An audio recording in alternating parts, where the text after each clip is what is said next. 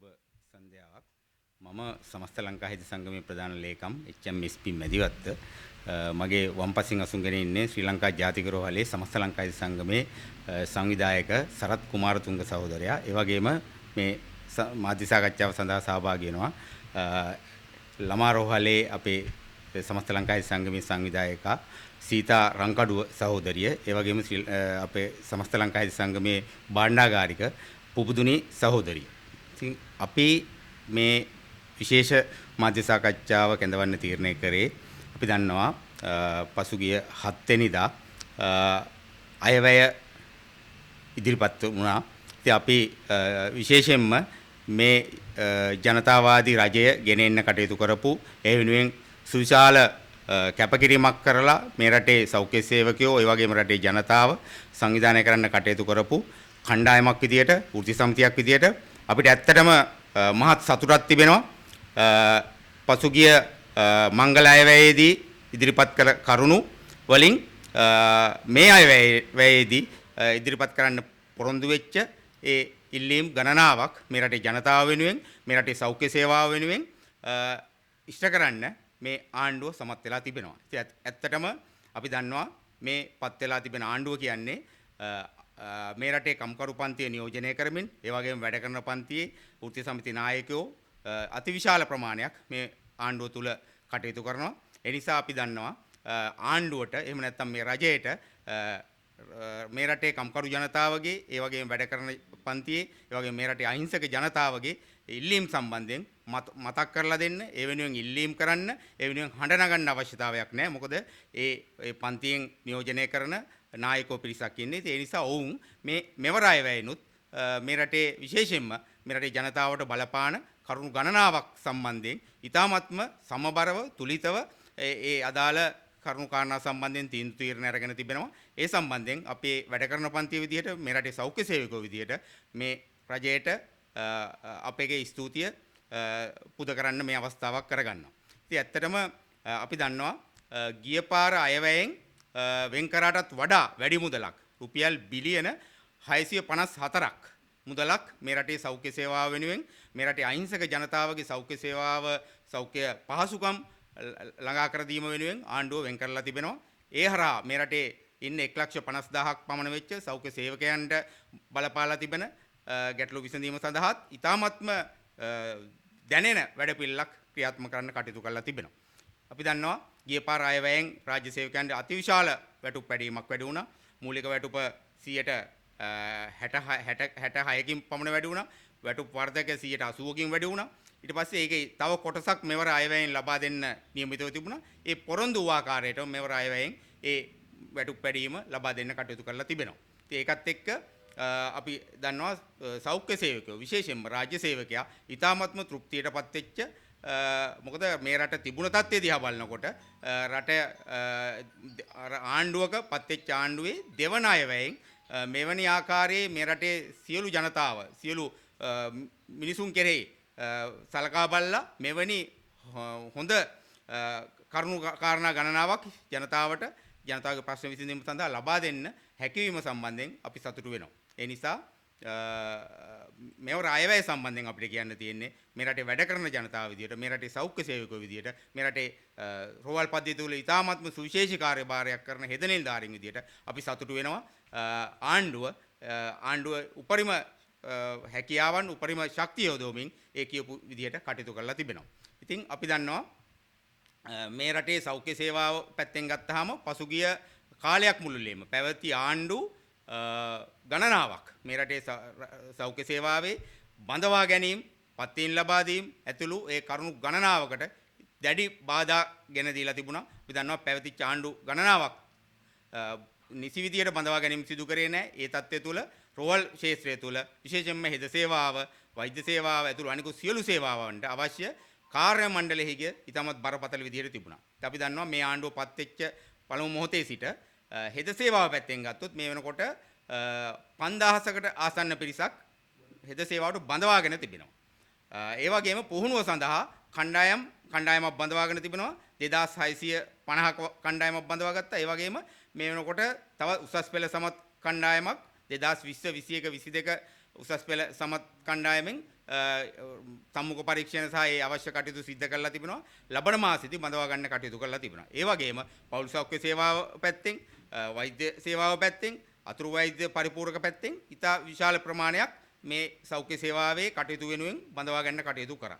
එහෙම ගත්තාම රාජ්‍ය සේවාවේ ඒ බඳවා ගැනීම පැත්තෙන් ගත්තොත් සෞඛ්‍ය සේවාවට ඉතාමත්ම විශාල ප්‍රමාණයක් මේ වන විටත් ඒ අවශ්‍ය කාර්ය මණ්ඩල වලින් බඳවා ගන්න කටයුතු කරලා තිබෙනවා. ඉතින් අනිත් පැත්තෙන් අපිට මේ අයවැය සම්බන්ධයෙන් විශේෂයෙන් ගත්තොත් කියන්න තිබෙන ප්‍රධාන කාරණාවක් තමයි පැවති රනිල් වික්‍රමසිංහ මහත්තයාගේ ආණ්ඩුව. කියන්නේ යහපාලන ආණ්ඩුව විසින් 2016 දී රාජ්‍ය සේවයේ විශ්‍රාම වැටුප් අයිතිය අහෝසි කරා. මේක ඊ타මත්ම බරපතල විදියට රාජ්‍ය සේවකයාට බලපාලා තිබුණ කාරණාවක්. මොකද මේ රටේ රාජ්‍ය සේවාවට ඇතුල් වෙන බහුතරයක් පිරිස රාජ්‍ය සේවාවට ඇතුල් වෙන්නේ අවසානයේ විශ්‍රාම ගියාට පස්සේ ඔවුන්ට ලැබෙන විශ්‍රාම වැටුප ගැන විශ්වාසයකින්. ඉතින් මොකද මේ විශ්‍රාම වැටුප කියන්නේ රාජ්‍ය සේවකයෙක්ව විශ්‍රාමයෙන් පස්සේ ඔහු මිය යන තෙක් ඔහුව රැක බලා ගන්න ඔහුගේ ජීවත් වීම සඳහා රජය විසින් ලබා දීලා තිබුණ දීමනාවක්. ඒක රාජ්‍ය සේවකයන්ට තිබිච්ච අයිතියක්. නමුත් රනිල් වික්‍රමසිංහ මහතාගේ ඒ යහපාලන රජයේ කාලයේදී 2016 ජනවාරි 1 වෙනිදා සිට ක්‍රියාත්මක වන පරිදි විශ්‍රාම වැටුප් අයිතිය අහෝසි කරා. හැබැයි එතනින් පස්සේ ආණ්ඩු ගණනාවක් කටයුතු කරා. ඔය අද කෑ ගහන මහා ලොකුවට හඬ නගන මේ අයවැයට විරෝධය විවිධාකාර වලින් විරෝධය ගෙන්න හදන වෘත්ති සමිති නායකයෝ කටයුතු කරපු වෘත්ති සමිති අධ්‍යක්ෂ ජනරාල්ලා කුලපතිලා මේ රටේ ආණ්ඩුත් එක්ක කටයුතු කරා. හැබැයි මේ විශ්‍රාම වැටුප සම්බන්ධයෙන් එක වචනයක්වත් කතා කරේ නැහැ. ඒ වෙනුවෙන් මැදිහත් වුන්නේ නැහැ. ඒක ලබා දෙන්න කටයුතු කරේ නැහැ. හැබැයි වර්තමාන රජය පත් වෙලා වුන්ගේ දෙවනි අයවැයේදීම ඒ අහෝසි කරපු විශ්‍රාම වැටුප නැවත 2016 ජනවාරි 1 වෙනිදා සිට රාජ්‍ය සේවයට පත් වීම ගත්ත සියලු දෙනාටම විශ්‍රාම වැටුප් අයිතිය ලබා දෙන්න කටයුතු කරලා තියෙනවා. ඒක විශාල ජයග්‍රහණයක්. මේ රටේ රාජ්‍ය සේවාව ශක්තිමත් කරන්න රාජ්‍ය සේවකයන්ට ලබා දුන්න ඉතාමත්ම වැදගත් දෙයක් විදිහට අපි මේ වෙලාවේ ඒක දකිනවා. විශේෂයෙන් හෙද සේවාව පැත්තෙන් ගත්තොත් හෙද සේවාවේ 15000කට ආසන්න පිරිසක් ඉන්නවා 2016න් පස්සේ පත්වීම් ලැබපු. මේ කිසිම කෙනෙකුට විශ්‍රාම වැටුප් අයිතිය තිබුණේ නැහැ. ඒක අහෝසි කරලා තිබ්බේ. හැබැයි හෙද සේවාවේ මහා ජයග්‍රහණය ගැන දුන්නා කියන වෘත්තීය සමිති නායකයෝ පහුගිය කාලයක් මුළුල්ලේම මේක තුල කටයුතු කළා. හැබැයි මේක ආරක්ෂා කරලා දෙන්න මේක නැවත ලබා දෙන්න ඔවුන් කිසිදු මැදිහත් වීමක් කළේ නැහැ. ඒ නිසා මේ වර්තමාන ජනතාවාදී රජය අපි ගොඩනගාගත්ත අපි ගෙන බලයට ගෙනල්ලාද මේ ජනතාවාදී රජය හරහා ඒ විශ්‍රාම වැටුප් අයිතිය ලබා දීමම මේ රටේ රාජ්‍ය සේවකයන්ට විශේෂයෙන්ම හෙද සේවාවට සෞඛ්‍ය සේවාවේ නිරලා ඉන්න 1,50,000ක් පමණ වෙච්ච පිරිසෙන් ඉතාමත් විශාල පිරිසකට ලැබිච්ච සුවිශාල ජයග්‍රහණයක් විදියට අපිට කියන්න පුළුවන්. ඒ වගේම අපි දන්නවා මෙවර අයවැයෙන්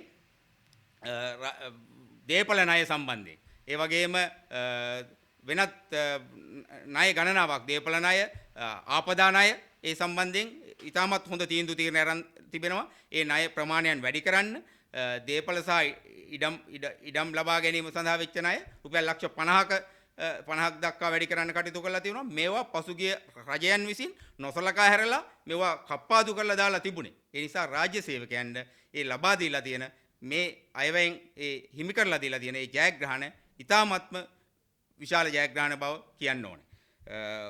ඒ වගේම අපි දැක්කා පහුගිය කාලයක් මුළුල්ලේම විශේෂයෙන්ම හෙද සේවාවේ හෙද නිලධාරීන්ට වැටුප් විෂමතා ගණනාවක් බලපාලා තිබුණා. මේක සම්බන්ධයෙන් පහුගිය කාලයක් මුළුල්ලේම හෙද සේවාවේ ඒ වගේම අනිකුත් රාජ්‍ය සේවාවේ පිරිස් සෞඛ්‍ය සේවාවේ අපේ තවත් සහෝදර කණ්ඩායම් විශාල අරගලයක් බලපෑමක් කරමින් ආවා. ඉතින් ඒක විසඳීම සඳහා ජනාධිපතිවරයා විසින් වැටුප් කොමිසමක් පත් කරන්න කටයුතු කරලා තිබුණා. මේ වැටුප් කොමිසම හරහා සෞඛ්‍ය සේවකයාට විශේෂයෙන්ම හෙද සේවාවට බලපාලා තිබෙන වැටුප් විෂමතා නිවැරදි කරගන්න, ඒ වගේම වෘත්තීය කාරණා ගණනාවක් විශේෂයෙන්ම රාජකාරී සම්බන්ධයෙන්, එතකොට තමන්ගේ අනතුරු දීමනා සම්බන්ධයෙන් ඇතුළු ක්ෂේත්‍ර ගණනාවකට බලපාන විෂමතා නිවැරදි කර ගැනීම සඳහා අවස්ථාව ලබා දෙලා තිනවා. ඒකත් මේ අයවැයෙන් රාජ්‍ය සේවකයන් විශේෂයෙන්ම සෞඛ්‍ය සේවාවට ඇතුළු අනිකුත් සියලු දෙනාටම ලබා දීලා තිබෙන විශේෂ අවස්ථාවක්. ඒ නිසා අපි බලාපොරොත්තු වෙනවා ඒ වැටුප් කොමිසම් හරහා ඒ අදාළ ක්ෂේත්‍රවල ඒ වෘත්තිකයන්ට බලපාලා තිබෙන ගැටලු ඉදිරිපත් කරලා 2028 දී මීට වඩා වැඩි වැටුප් ප්‍රමාණයක් ලබා ගැනීම සඳහා වෙච්ච අවස්ථාව සියලු රාජ්‍ය සේවකයන්ට හිමි වේවි කියන එක. අනිත් පැත්තෙන් අපිට විශේෂයෙන් කියන්න තියෙන්නේ මෙවර අයවැය සම්බන්ධයෙන් ගත්තොත් විවිධ පුද්ගලයෝ ආණ්ඩුවට එරෙහි මේ පාලනයට බිඳ දමන්න කැසකවන සියලු දෙනාම විවිධ අර්ථකථන දෙන්න හැදුවත් අපි දැක්කා ඊයේ අයවැය විවාදයේදී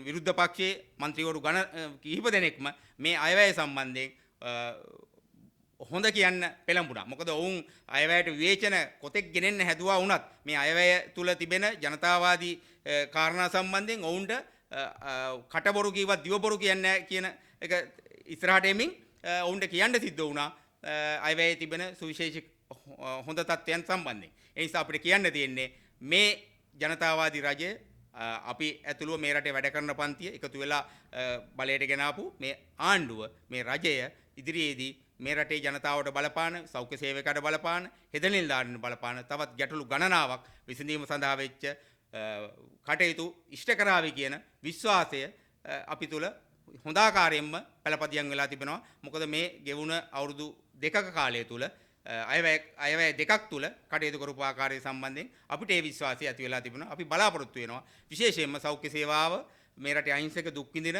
ජනතාවට ඉතාමත්ම හොඳ විදිහට ඔවුන්ට අවශ්‍ය ඖෂධහිගය දුරු කරලා ඔවුන්ට අවශ්‍ය ඒ පහසුකම් සියල්ල සැපිරෙන විදිහට මේ රටේ සෞඛ්‍ය සේවාව ගොඩනගමින් මේ රටේ ජනතාවට මේ වගේම රාජ්‍ය සේවාවේ නියැලලා ඉන්න පිරිස් වලට අවශ්‍ය විදිහට හොඳ ජීවිතයක් ගත කිරීම සඳහා වෙච්ච තැනකට මේ රට ගෙන යාවි කියන විශ්වාසය මේ ඉදිරිපත් වෙච්ච අයවැයත් එක්ක තව තවත් අපිට ඒක විශ්වාසය ජනිත වෙලා තියෙනවා කියන එක තමයි අපිට මේ මොහොතේ කියන්න තිබෙන්නේ.